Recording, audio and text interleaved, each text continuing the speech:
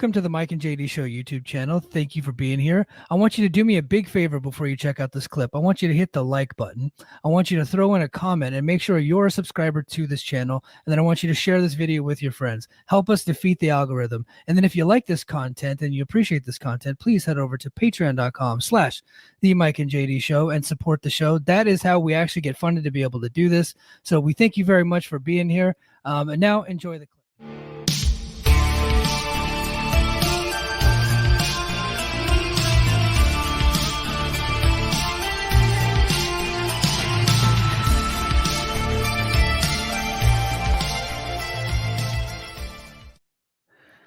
And everyone here hates everyone here for doing the same thing that they do.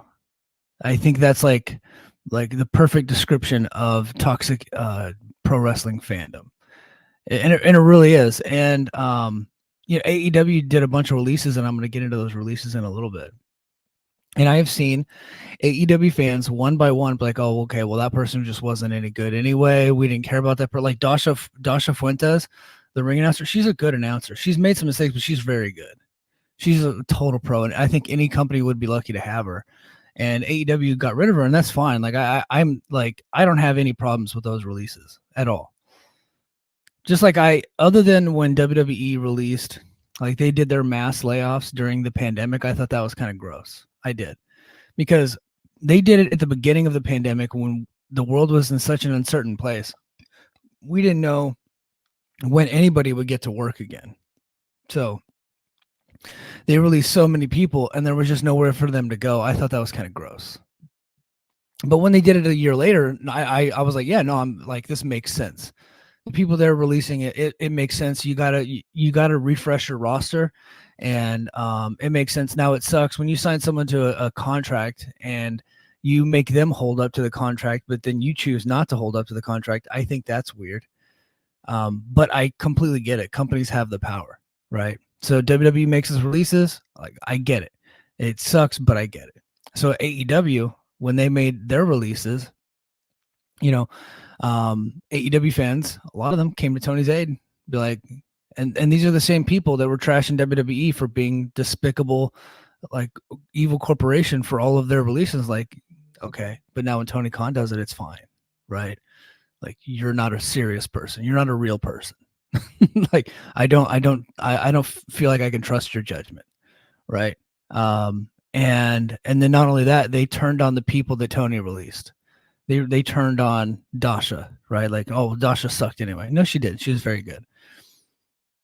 They turned on the Tate twins, and the Tate twins. Okay, I agree, they did stink.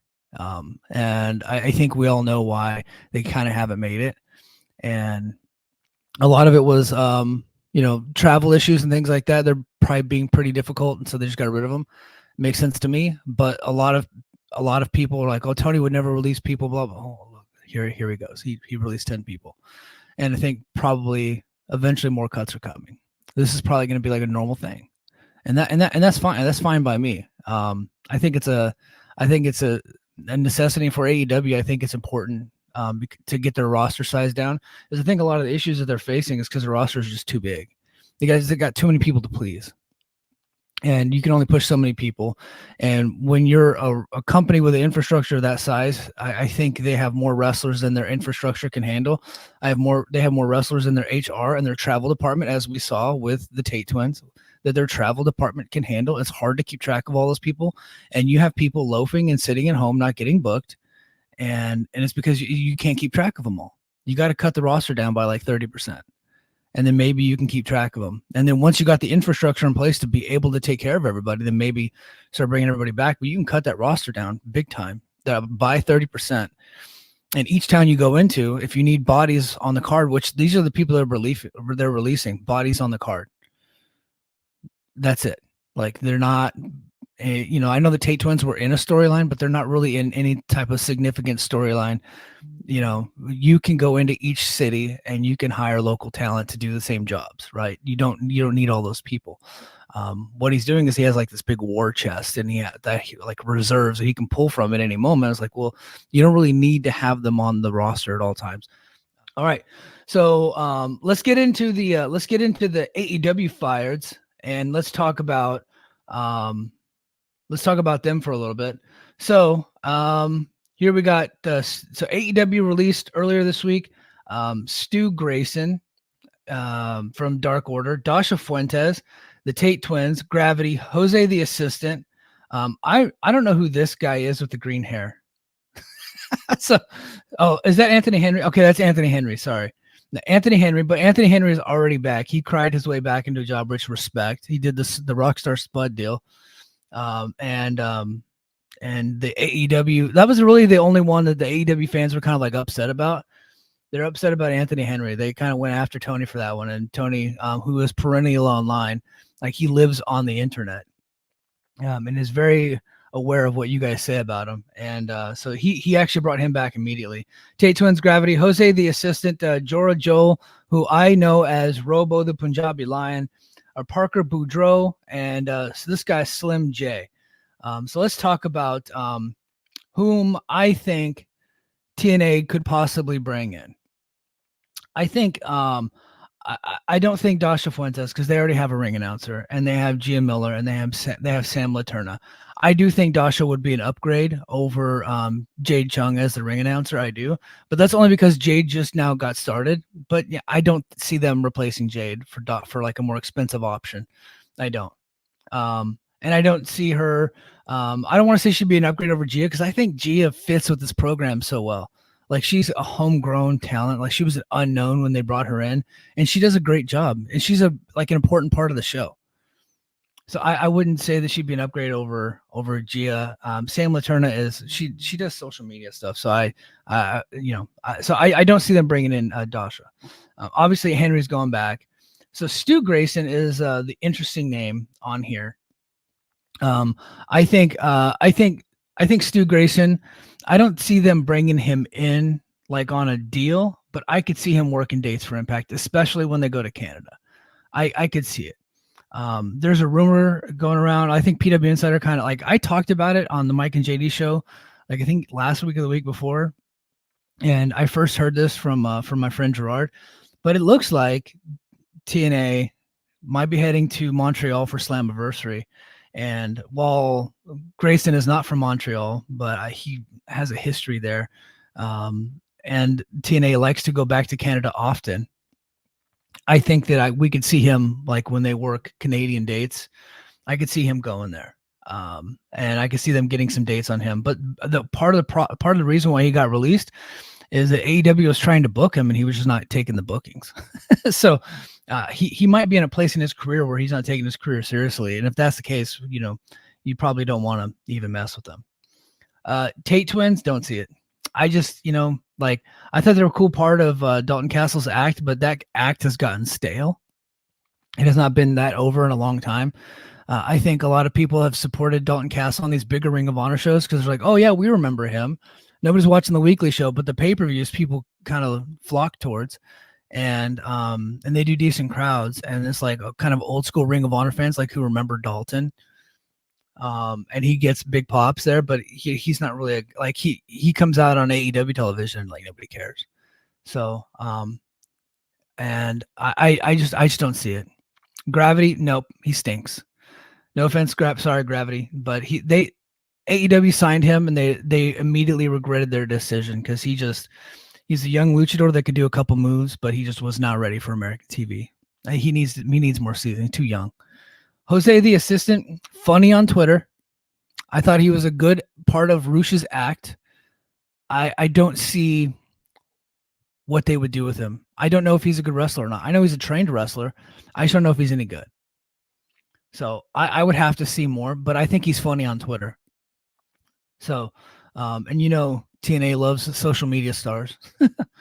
Jora Joel, that one's interesting to me. He's a blue chip prospect. He's a raw athlete. And I covered his stuff a few years ago for my old Combat Republic website as a part of like a deal with Fight TV that I had where they were giving me like free codes to indie shows. And I was like writing recaps and they would actually tweet out my recaps and stuff like that. It was like kind of a deal that we had. And he was a guy that I was covering a little bit, and I was like actively advocating for TNA to bring him in because he's American, but obviously he is his heritage is from India, And at the time, they had the Daisy Hit Squad, and I thought he could be a good foil for them, or be brought in as part of the act. And I was like, this is a young raw guy. He's kind of jacked, and would be kind of a cool part of that act, and then eventually could become a big baby face. That's what in my head, that's what I was thinking.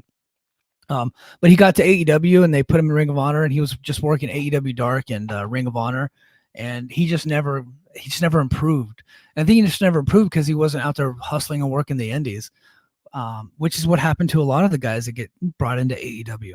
They just they work Dark and they work Ring of Honor and they do squash matches, and they just never get better, and they're just resting on their laurels. And and that's kind of what happened to this guy. So if he wants to get out there and hustle and improve himself, I could see them trying to give him a shot, because but I could also see WWE giving him a shot in NXT, honestly. Parker Boudreaux, he's on his last legs, man. He was a hot prospect in NXT, and they cut him because he just didn't. He has 2 left feet and ugly fucking shoes, to quote Aaron Brockovich. Some of my older people might understand what I'm talking about. And but he got cut, but he was like, kind of a standout, college athlete in Florida. And Paul Heyman was like promoting him at one time to like get into WWE. So they brought him in. He looks like Brock Lesnar. He's jacked. He's huge. He brought into NXT and then just flamed out quick. And then he went to AEW. AEW picked him up immediately because this guy, like, athletically is like a prospect. It's like, okay, look, athletically, he could be something if he can get the wrestling part down. And they gave him a lot of chances, but they never really put him on TV a whole lot. And every time they did, he just would let them down. And so that was not the right fit for him. I don't think TNA should do it. I just don't. I think that he should go out there and work indies for a couple years. And if he really wants this life, if he does really want this life, he needs to work indies for a couple of years, and then go out there and get better and hustle. Now he's working AAA. Maybe Conan can get something out of him. But if he wants to make it in the American wrestling scene, he's going to have to improve his overall game. And he's been given chances at high levels and just has not made the best of those chances. And then lastly, it's Slim J. I'll be honest, I'm not that familiar with Slim J. But I've talked to people that are fans of his that have watched him on Ring of Honor. He's like he's a guy that, kind of an indie type of guy that does like indie type of moves, and but he's a hard worker. People seem to like him, and so he is, out of all of these guys, I think Grayson will probably have like an appearance or two on TNA this year. I could just see it. Because they go to Canada, and so like they like to bring in local stars when they go to Canada. But Slim J is a guy I could probably see working in the X division, hopefully under a different gimmick. I don't think the gimmick fits for television. And he said that he hated his gimmick, and so he's probably going to rebrand himself. And there's no better place right now to rebrand yourself and to make yourself better than TNA, especially if you can work. And from what I hear, I'll be honest, I've only seen highlights. I've never seen him wrestle because I don't watch Ring of Honor. Like the new Ring of Honor. I might watch the pay-per-view, and I'm actually going to go back and watch Mark Briscoe versus Eddie Kingston from last night. I have that on my to-do list for the weekend. But I've not actually seen this guy. So if you guys think he's good, you just let me know. But I've heard from other people that are fans of his that TNA should probably make a play for them, and I trust their opinion. So so that is the AEW Fireds. Nobody loves fired wrestlers from big promotions more than TNA.